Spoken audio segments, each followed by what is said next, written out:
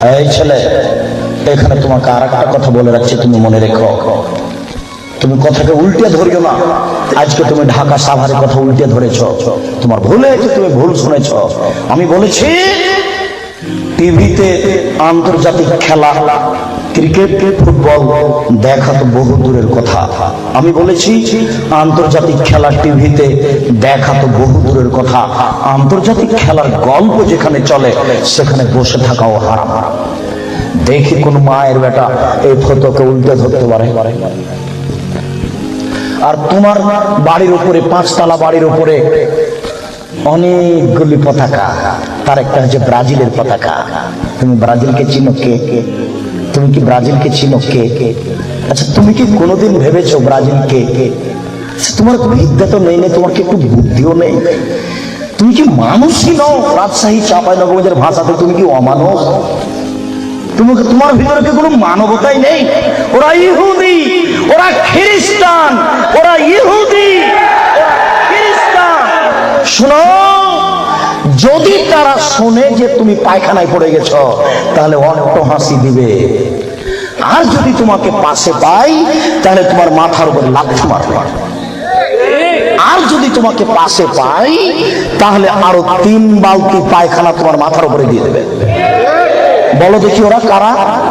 ওরা ইহুদি, ওরা খ্রিস্টান, ওরা জন্মসূত্রেই তোমার শত্রু। ওরা বলছে তোমার নবী ভুয়া, মুহাম্মদ সাল্লাল্লাহু আলাইহি ওয়াসাল্লাম ভুয়া নবী। নবী হলে আমাদের মধ্যে থেকে হবে কেন?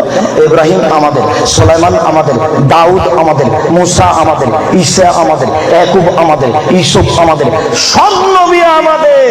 মুহাম্মদ নবী হলে ইহুদি খ্রিস্টানদের মধ্য থেকে হবে, আমাদের মধ্য থেকে হবে। আরে মুহাম্মদ নাকি পৌত্তলিকের মধ্য থেকে হয়েছে।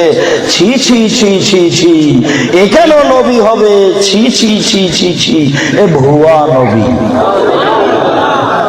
তুমি তার পতাকা মাথার উপরে তোলো কাপুরুষ। তোমার বিদ্যাকে আমি কবর দিতে এসেছি, তুমি মনে রেখো তোমার আমি কিছু না কিছু উপকার করবো ইনশাআল্লাহ। শুনুন, দুনিয়াতে দুটি পাপ আছে, মানুষ না করে পাপী। ফুটবল, ক্রিকেট, র্যাকেট খেলা যায় ওই সময়তে যখন টাকার হারজিত থাকবে না, শরীর চর্চা থাকবে, তখন যায়। ফুটবল, ক্রিকেট, র্যাকেট, ভলিবল এগুলো খেলা যাবে ওই সময়তে যখন টাকার হারজিত থাকবে না, শরীর চর্চা হবে। আর যাতে শরীর চর্চা নেই, বসে বসে সময় কাটাই, এটা খুবই খারাপ। চৌসা, ছক্কা, লুডু, দাবা, পাঞ্জা, ক্যারাম বোর্ড, তাস, গেমস, এইসব খেলায় যদি কেউ অংশগ্রহণ করে তাহলে সে তার হাতকে শরীর শুকুরের রক্তের মধ্যে ডুবিয়ে দিয়েছে। মুহাম্মদ সাল্লাল্লাহু আলাইহি ওয়াসাল্লাম বলেন, মান লাইবা বিনারদি শির ফাকাদ খালায়াদাহু বিদামি খিনজির। কেউ যদি চৌসা, ছক্কা, লুডু, দাবা, পাঞ্জা, ক্যারাম বোর্ড, তাস, গেমস এই ধরনের খেলায় অংশগ্রহণ করে সে তার হাতকে শরীর শুকুরের রক্তের মধ্যে ডুবিয়ে দিয়েছে। তুমি সাবধান থাকো।